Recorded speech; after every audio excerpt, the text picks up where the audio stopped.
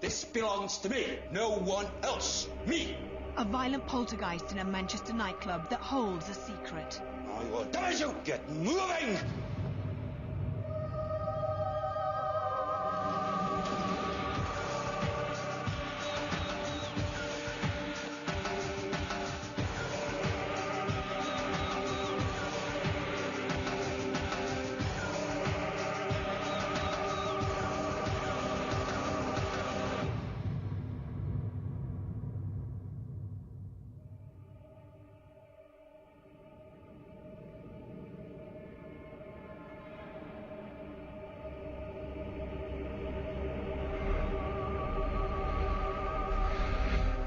Welcome to Most Haunted.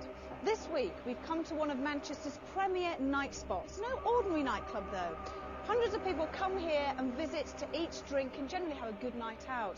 But what they don't realise is that behind the glitz and glamour of the pumping music and the designer clothes, Brannigans has a secret.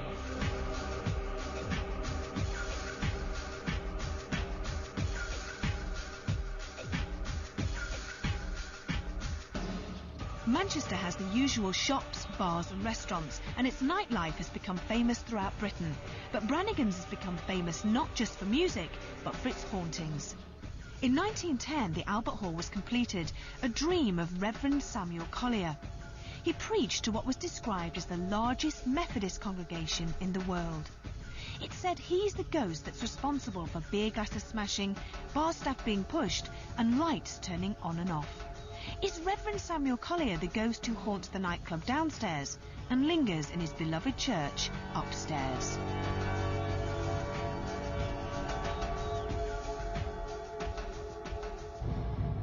Reverend Samuel Francis Collier. This was his baby. This was his dream. And I think there's every possibility that because of things that have taken place in this building since, he's probably not happy with it. And there's every possibility that he, amongst others, could even haunt this building to this day. In 1910, thousands of people would have made their way through the Great Hall dressed in their finery to make their way upstairs to the church. Nowadays, people dress a little bit more casually to eat, drink and generally have a good time. But most of the people that come here are very unaware of the strange things that have been going on. Beer glasses like to levitate off the bar and smash onto the floor. All of a sudden, for no reason whatsoever, the lights will switch on and off. And it's also very warm in here, but then it will just go freezing cold. I think from working here and times I've spent here that I think there has to be something behind it all. There used to be things like glasses flying off shelves and bottles falling over. One night we were all sitting in the VIP area and there's a bar and we just heard a shatter of glass and we looked towards the direction of the broken glass and it sounds strange, but we saw a glass raised slightly and then it just fell again. And it wasn't just myself that noticed it, quite a few other people. When it was quiet at the end of the night and everybody sat there, there's like glasses like getting smashed on the bar, stuff like that.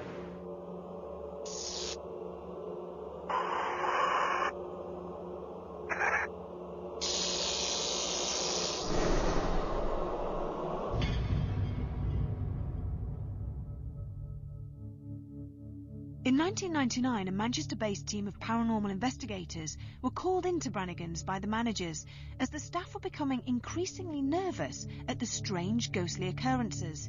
The investigators spent the night and came up with surprising results.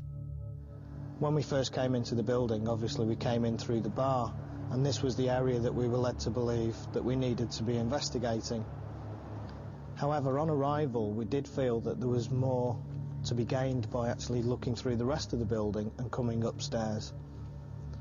Once we'd come upstairs, we came in and found ourselves overwhelmed really by the sensations of a lot of energy, a lot of people talking, a lot of murmuring and whispering. It was quite overwhelming. Basically on that evening there was a lot of activity. We were picking up photographic evidence on digital camera of massive amounts of orbs. Orbs are described as one of the first stages of a ghost manifestation. They are rarely seen by the naked eye and are usually caught on digital or night vision cameras. Scientists do not have an explanation as to what these odd light anomalies could be, But if they are caught, it's normally in supposed haunted locations. Many staff members who walk through this particular area often feel the presence of somebody walking behind them. Other staff members actually get physically pushed when there's no one there, followed by an icy cold wind.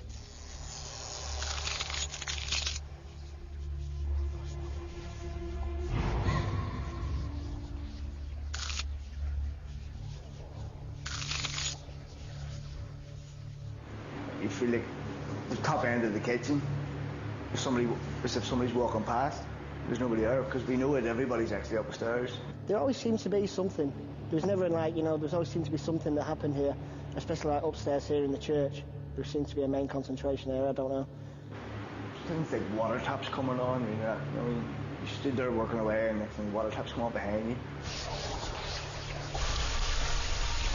There's actually down at the bottom end there's a set of sinks, and the taps used to come on full force. Quite a few times that used to happen, but the taps used to just turn themselves on. I wouldn't stay on my own in Brannigans for 24 hours. You couldn't pay me that.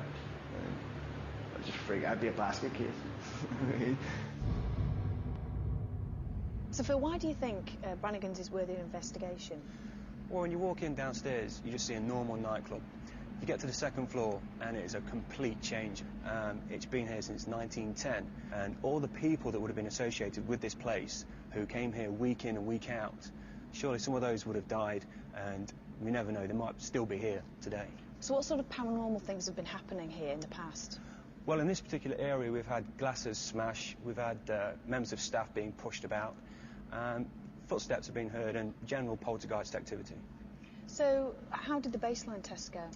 We did the baseline test, the EMF testing, we didn't get any results with that at all. Because of the size of this place, we've actually used a laser thermometer, which we took readings from and noted those down. But I must tell you that it is a naturally warm place anyway. We've also got some motion detectors which are positioned in various locations and in the corridor just outside where staff have been pushed. If anything breaks the beam, they will sound an alarm. So what do you think we will experience tonight? What do you think is going to happen? Well, hopefully, like all investigations, we hope to capture some kind of evidence of paranormal activity. There are glasses located around the edge of the balcony. Hopefully something will move one, maybe smash one, and we'll get it on camera. Now, we've been here for a couple of hours. Mm-hmm. How do you feel? The atmosphere at the moment is quite pleasant. When you go to the back of the building and walk into the projectionist room, because there's a projectionist room, used to be a cinema part here as well, that's when it starts getting a bit eerie. And you've also got corridors that lead off from the second floor, balcony area. They're okay at the moment, but I can imagine yourself and the rest of the crew, when it gets dark and the lights go off, being a little bit on edge. I was just about to say, that's the only thing I'm really not looking forward to, because I think I will be really silly. It's a very eerie place. It is.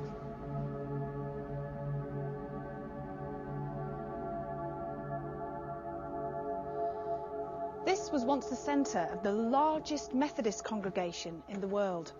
Now, it's said that a young girl was murdered here and her screams are still heard to this day. Staff members have been pulled from ladders. And not only that, but shadows have been seen walking across empty floors, and objects like to move on their own.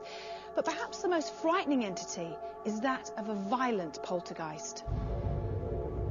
Poltergeists have been around in this country. They've been recorded certainly since the 12th century. But in 1588, Walter de los Rios actually made the first ever account of demons in this country. He recorded or reported 18 demons. But there's only one that has travelled, if you like, through the mists of time and mythology. There's only one that we still experience to this day. And that, of course, is the poltergeist. It's a word from the German. Polter meaning noisy, and Geist, of course, is ghost.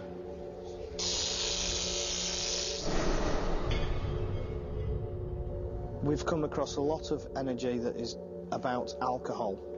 This is purely because the Methodists were very, very staunch anti-alcohol people. They didn't believe in drinking, they didn't believe in partying, And so with the modern day scenario of people wanting to go out party, wanting to drink, it's probably caused quite a bit of upset within the spirits that are within the building. A lot of the other energy I would put down to what's called the Stonewall theory, which is basically recorded energy that's been imprinted into the fabric of the building, which is separate from an actual ghost or an actual spirit entity. I do personally believe in ghosts, mainly through lots of experiences that I've had that cannot be disproved in a scientific basis, which leaves it open to being able to accept that there is something beyond what we physically see.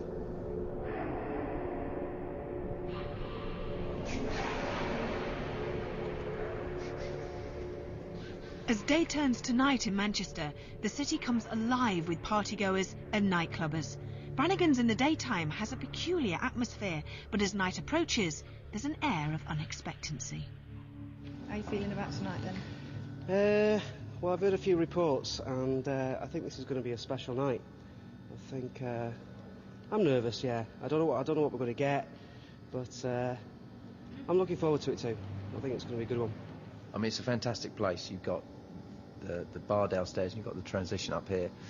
But I'm a little bit apprehensive. But you know, as someone who sits on the fence, I'll wait and see. This is a really scary place, and it's only the second one I've ever been on. So I'm a bit nervous, and I'm getting more and more nervous as time passes. On the drive up, I was really excited about being here. Now that I'm here, I'm genuinely scared. From what everyone's been saying, I have no idea what's going to happen tonight, and you know, I'm a little bit scared. The excitement's starting to build up. I think the adrenaline's starting to go, so it's a fascinating place. When it gets dark in here, you automatically start getting the eerie feelings, so yeah, it's going to be, I'm looking forward to it. I don't know, just feel scared really, just being here.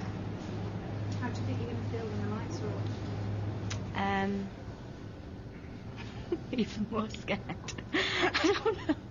No, it's just apprehensive, really. We're good. Did you do that? Yes. Yeah, you did. No, it was a ghost. I've seen it.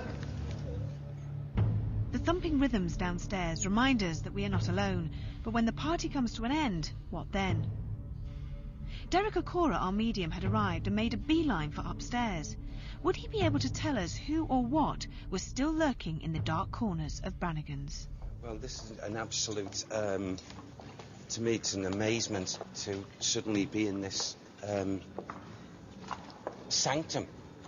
That's what I'd call it. Yeah. It comes to mind, sanctum. Sanctum in the essence that I'm very aware, very, very strongly, to above my right shoulder here, to where these doors are next to, I take that to be an organ, of the figure of a man, and I feel, with him, I feel benign, benevolent, with the soul, most definitely a person of the cloth, a nice man, not an elderly man at all. Now, this good man here, because I'm looking here, and all I want to say is, this man wants to take care of the kiddies, the children. The children. Why children? Children to do with, you know, church. And yet I feel an abundance of children, an abundance. And yet then I'm standing on this ground and it changes. I see a lot of people who are in the resting position. And you know, that is not to me benevolent. That is slaughter. Slaughter. An absolute slaughter of some kind. I feel as if I'm just going back in thought here of these people, these poor souls, these wretched souls being slain and you know, just laid together, and it seems to just engulf me, and yet it takes me here, it hits me in my solar plexus and takes me back and away. An absolute massacre, a massacre of slain people, and it's got nothing to do really with this, from the foundations, the building. So it takes me back. And then I get the children. They weren't slaughtered. They were cared for. Father David, he's a good soul. He's a child of light.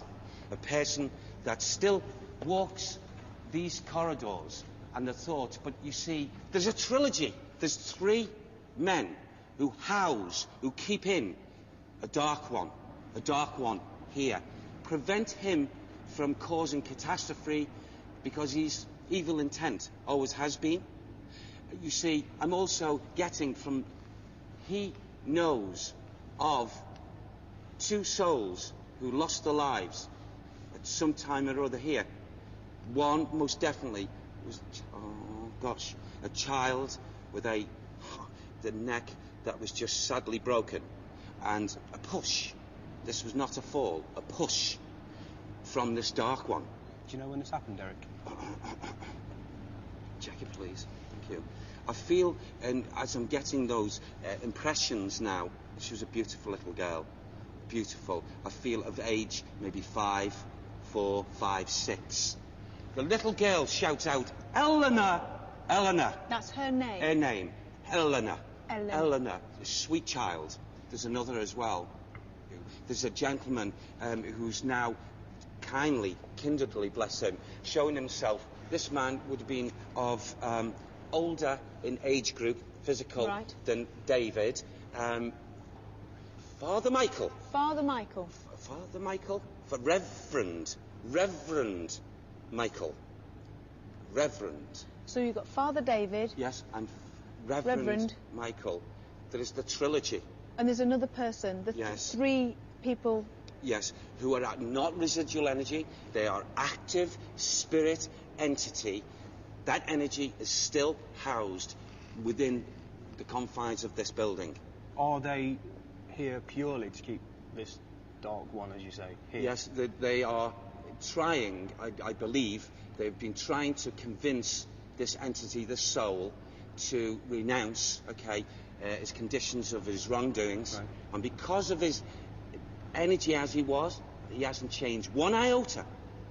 And, you know, David's talking here about his good friend, Peter. He's another gentleman of the cloth. So these are the 3 men? They're the trilogy. And who? Who is he? Is he? Thank you. To do with the tower. The tower. Okay.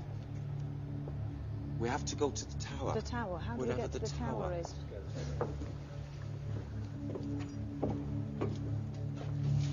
There's a very, very negative, dark energy link that's actually, that's just saying, you know, hey, don't you dare come up here.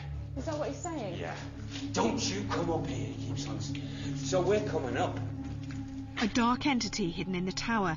Was this force the energy that was causing poltergeist activity? If so, were we brave enough to meet it? I was scared. I was afraid.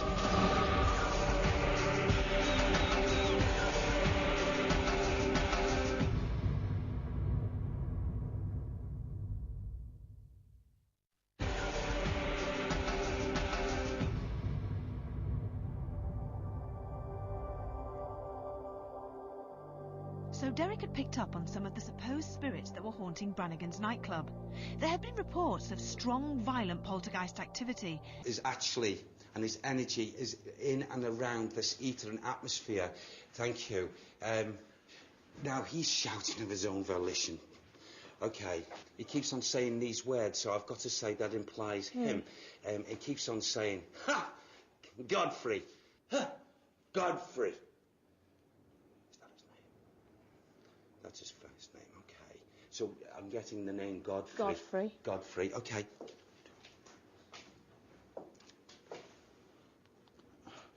Oh, he's responsible for hanging someone as well. Hanging? Hanging. He's responsible for hanging a man. Hanging him. Oh, stench up here. But I feel his atmosphere of thought, he brings it in here, but he didn't actually do the act here. Oh. He's done it somewhere else, but he brings that in with the energy. Yeah. And the stench walks with him of what he did.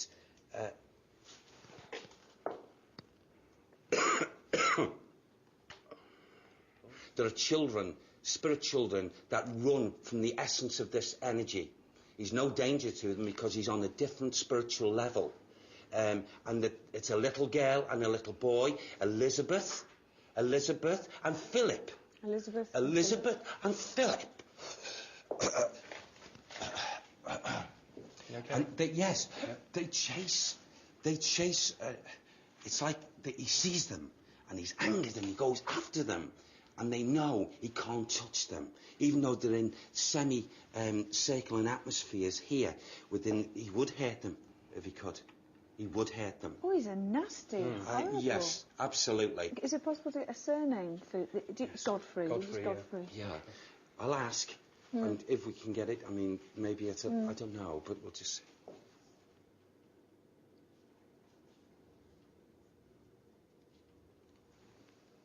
that's not coming through. I don't want to utter something unless it comes through. No, we'll leave it. Yeah. But maybe later on, maybe, it'll be given to me. Do you want to go anywhere else? Yes, Where please, do you want to go? You lead and we'll follow. It was interesting that the names Godfrey, Elizabeth and Philip had all been picked up in a previous investigation from another psychic. Unfortunately, without surnames, we cannot trace who the children could have been. Philip. See, I'm still linking with the boys. Can I just confirm, actually, Derek, while we're upstairs, you picked up on the name Godfrey and the two children, Elizabeth and Philip. Yes. They have been picked up on before. They have? Yeah. And more specifically, a hanging. Yes, upstairs. Well, I'm just actually going to talk about this now because there is a link here with this. The poor man who was hung, okay, and I feel most definitely, okay, the name Godfrey, okay? He was hung? No. He was the one that actually hung him. Now, this person, the person that was hung, now I've come into this atmosphere, and so it's cleared me from up there, was a man of means. Was a man who was not, a soul that could have, how can I put this, could have been murdered and just forgotten as if he was like nothing. He was known, he was well respected. And I'd like to come back, or maybe go forward, and try and find out spiritually how this soul, Godfrey, got away with this murder when this man was, in his day, I feel, well-to-do. Whilst we're talking right now, that soul, the name Godfrey, okay, is very, very aware of everything we're doing now. This evil intent, this negativity that has built its force and strengthened its stealth over the years here, and he's gathered momentum, far too much, really, basically. And I feel that these three souls of the cloth and what have you have got their work cut out with him. But you see, it's as if the name David, who's the younger, and was the younger, has got more energy than the likes of Michael. Because Michael, when leaving the physical body, was in his 60s and what have you, and David even displaying. Okay, it's all right, Yvette, it's okay. From back inside the tower, I heard a loud bang. Knowing that no one else was up there, it was frightening to know something had moved on its own. Let's see, and that was a large rat, wasn't it? Okay. Okay. Now his energy is still, dispersed here, very, very, very strongly. What does he look like? Right. This person, okay, of his time, I would say quite slim shoulders. Why are they showing me that, Sam? Why are they showing me? Okay. It's like as if they're projecting to me. Now, I think they're doing this to me to confuse me a bit, but it's like as if someone is wanting to project, or something to do with a projector. I'm looking through, I feel, and whether this Godfrey has got the strong links with that aspect they're trying to show me. Right. Oh, he was a viewer. There's no two ways about it. He viewed. Okay, bless you. They're giving me more, you see. What I'd like to do is, because they're hitting me with a lot of things here, is maybe if we break away from this atmosphere and at a little bit later we can separate. Yes. And I'm sure more information. I want to know what this viewer thing is. Yes. Yeah. That's interesting. Yeah, it is interesting. Okay. Very interesting. He viewed. Could that mean he'd been a projectionist? Whilst Derek took some time out, a small group of us decided to take a look with our night vision cameras at the projection area at the back of the hall. Oh. How's about that, hey? I think the wires are a particularly nice touch. Right, I'll tell you what. How about this? Sitting here for a bit. Yes. It's all right, Craig. You tired? Oh, a little bit. Let's lock these off. Just for a bit of irony, I could put it on the old projector. Yeah, look at that. Look how old that is. We got this other one as well. What was that? What was that? Did you hear that? Bloody hell was that? What was that? That came from down there. That came from right. That came all along that corridor. We've got the walkie-talkie.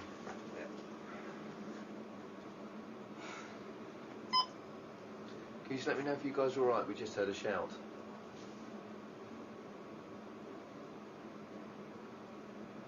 Almost more of a roar than a shout. Yeah, it was horrible. It was horrible. It was just a big... No, I thought so. No, I didn't. I thought it was more like, Oh! Yeah. Can you let me know if you guys are all right? Just give us a yes or no.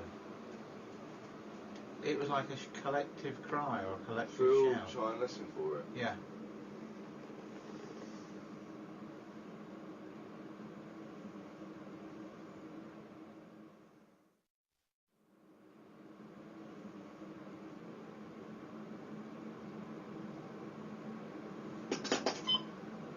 Oh, what the hell was that? That was the radio. Ah, I know. Yes, it's starting to come to us, isn't it? Yeah, the fear started. How does everyone feel, Rick? Feel fine. Have you seen Cinema Paradiso? No. Well, see, he gets in the fire and the projection booth, and that's Alfredo. So that is relevant to... We're sitting in a projection booth. It's really horrible. There are big dark shadows there. I don't like that one over there. How do you feel, mate? I think the walkie-talkie falling out of your pocket scared me, but no, I feel alright. Yeah. I feel very comfortable when I'm sat there, probably because of load of us, but you know, if you sort of come nearer the door, I think, because you know it's going down to that bit. Right, should we go back downstairs? Yeah. Come again. Well, we've all been upstairs for a bit. Sorry, let me. With very little happening, we thought it would be a good time to regroup. Derek was determined to go back into the tower. This was a place that struck real fear into our crew, but none of us knew why. Was there an angry spirit who didn't want us around, or was it just a dark, cold, empty space that instilled fear into the most hardened of our crew? This belongs to me.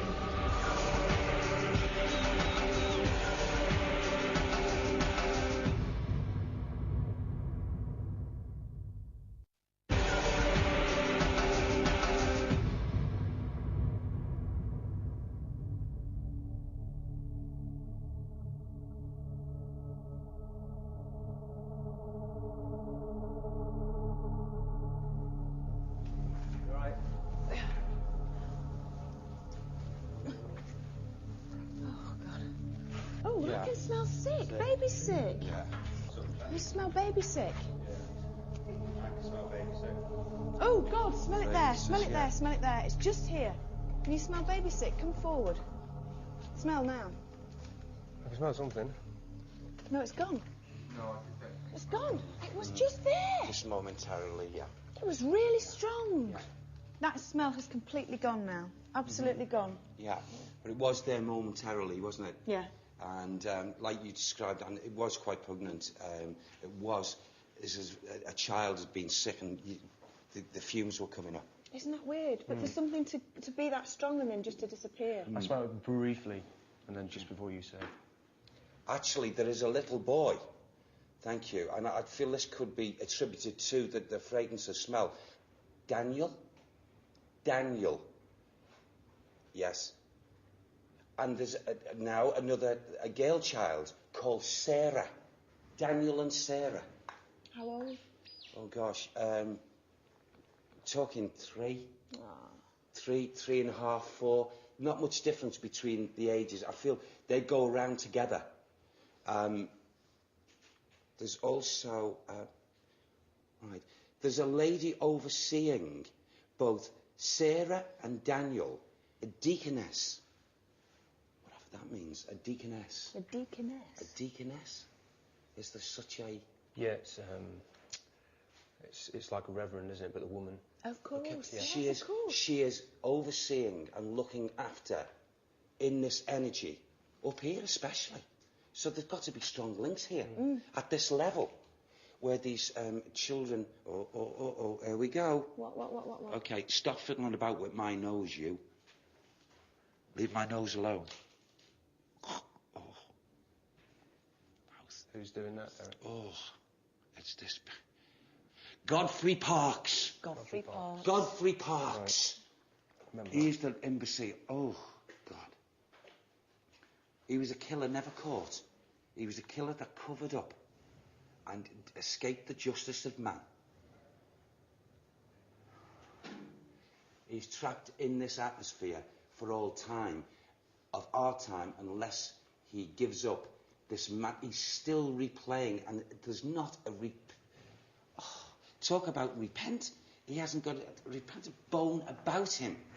He's just like the surety, if not the non-purity of evil that runs through even his spirit body.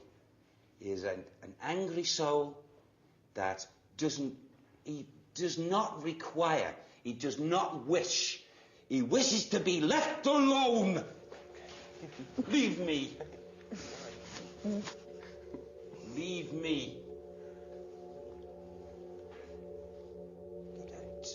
Get out. Get out! You!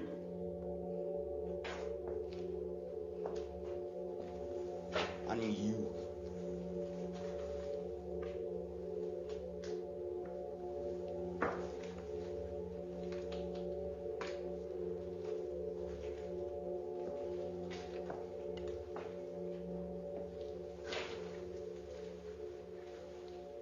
My legs.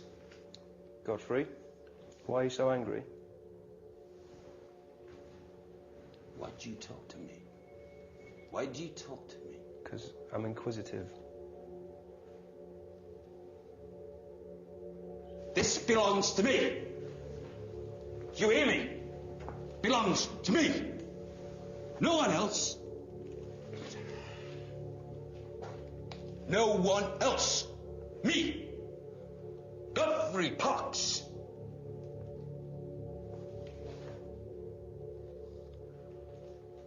She hates my legs, that little mite. She hates my legs.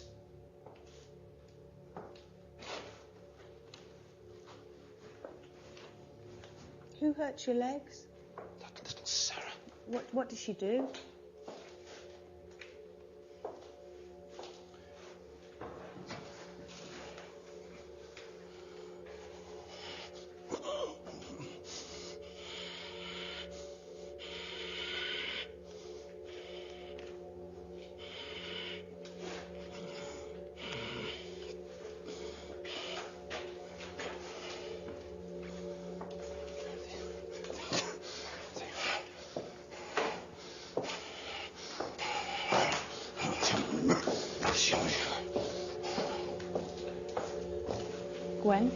Gwen, what do we do? Did he just come out of it himself? Wait! No! I will push and I will damage you! Get moving! Now! Who do you think you are? Get out! Out! Out! Out! Out! Get out of here! Get out of here! Leave me! Leave me! Leave me! Get you away! Get you away! Derek! Get you away! Derek! Heaven! Derek! Hallelujah! Derek!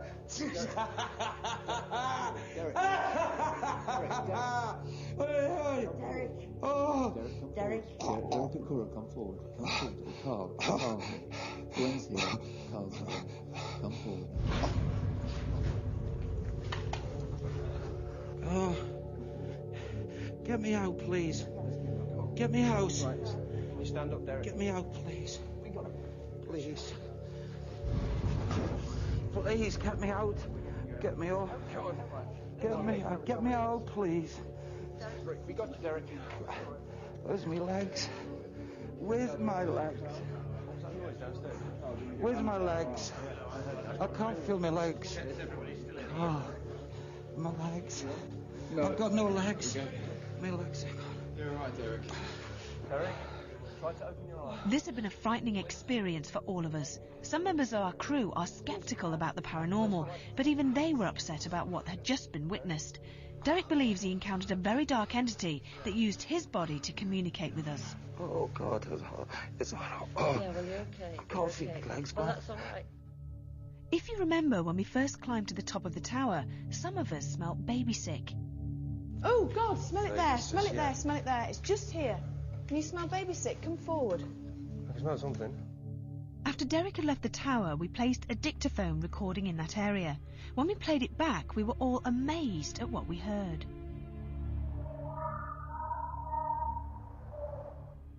It sounds to us like a small child or a baby. We cannot explain why the noise is on the tape. Is it paranormal? First we all smell baby sick, then we catch what we consider to be a baby gurgling.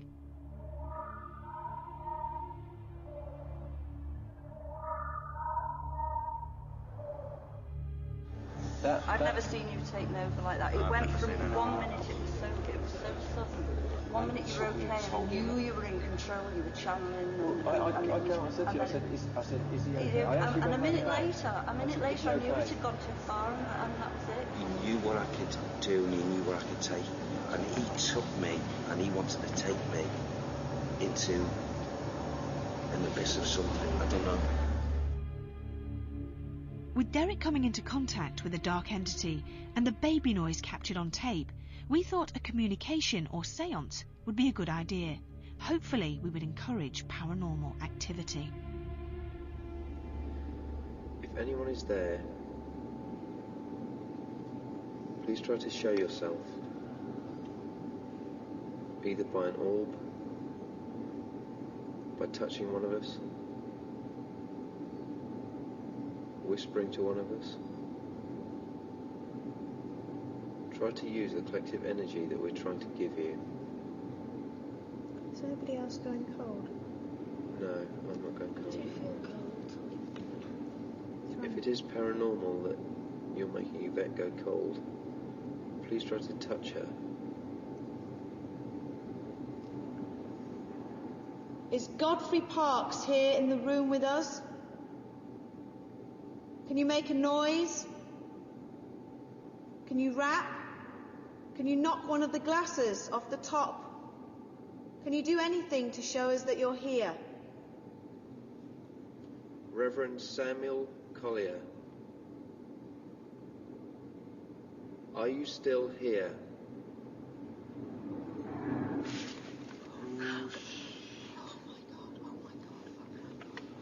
Did anybody hear that voice? Did you hear that laughter? It was laughter. Yes. It was definitely there. It was definitely there. Keep that energy going. Keep that energy going. Samuel Collier, Reverend Samuel Collier, was that you?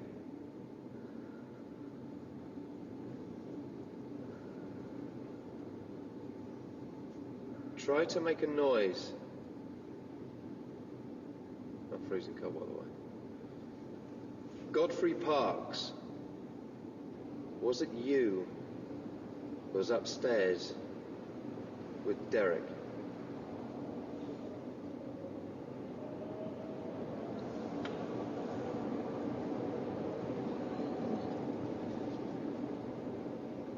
Are you here with us now? Show yourself to us. Is that you that's making that noise? My eyes are coming. Get that energy going. Keep that energy going. If you're here, try to show yourself to us. Make a noise. Let us hear your footsteps.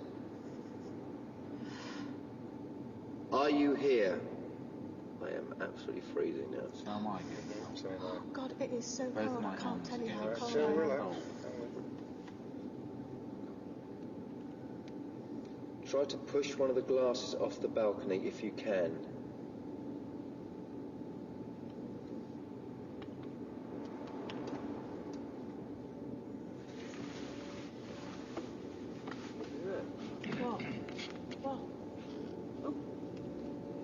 What's up?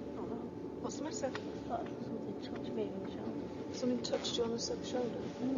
Which shoulder? This was like a flutter.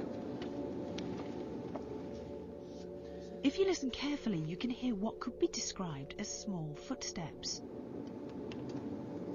What? We all definitely heard something, but what that noise is, we don't know.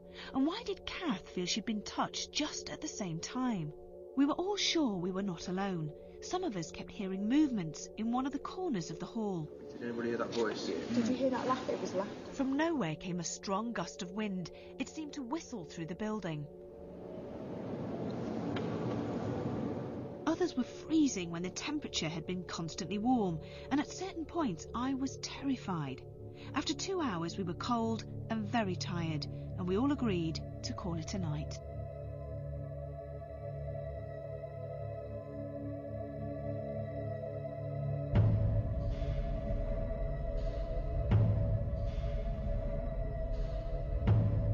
First of all, I felt as if there was a nice, steady, calming entrance to the beginning of the investigation.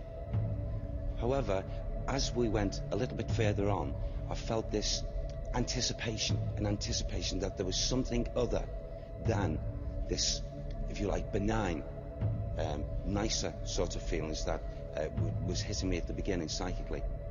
When it came to do Derek's tour of the building in the upper levels, where he went into a trance, I thought that was particularly spooky, and to be honest, it scared me. I actually thought for a split second that I'm going to get hit here. He seemed to be possessed by this chap, by Godfrey Parks. I was quite worried, I was quite frightened, because he was going from one person to the other, and I was actually standing in the room hoping and praying that he wouldn't come to me.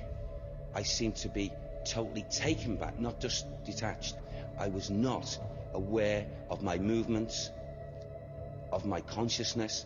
I was not aware of sounds. I was not aware at this point of where I actually was. As regards the murder, I can find absolutely no record, no trace of that at all. But of course you've got to remember how many murders go undetected. The only records we've got are, of course, the people that committed murders that were caught, tried, and then, of course, executed. So perhaps Derek's unearthed something new, and perhaps it's a cry for help. Nobody knows. So, yeah, I found it extremely interesting, very, very exciting, and can't wait for the next one. I don't mind admitting it. For the first time in investigations, I say very clearly and brightly, I was scared. I was afraid. There are a number of explanations of what could be happening with Derek. The first is that he's simply acting. The second is that he really does believe he's taking on the personality of Godfrey Parks, but he's not really. Or thirdly, he could be doing exactly what he appears to be doing, and maybe he's claiming he's doing, and actually taking on the personality of Godfrey Parks. This belongs to me. Belongs to me. No one else. When people take part in seances, their expectations are often heightened, so any unusual experiences often take on a whole different meaning and are sometimes given a paranormal explanation.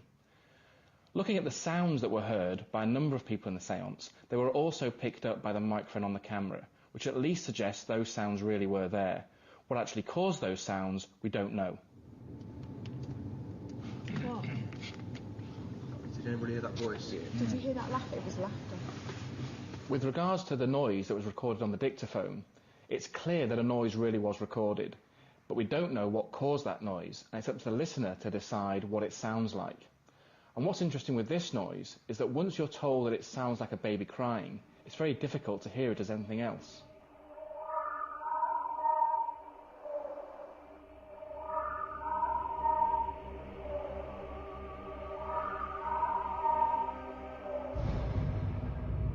We've spent 24 hours in some of the most unusual locations, and I think myself and the rest of the crew agree that Brannigans has to be one of the strangest places we've ever stayed in. It's been exciting, it's been frightening, but most of all, it's been unforgettable. Sleep tight.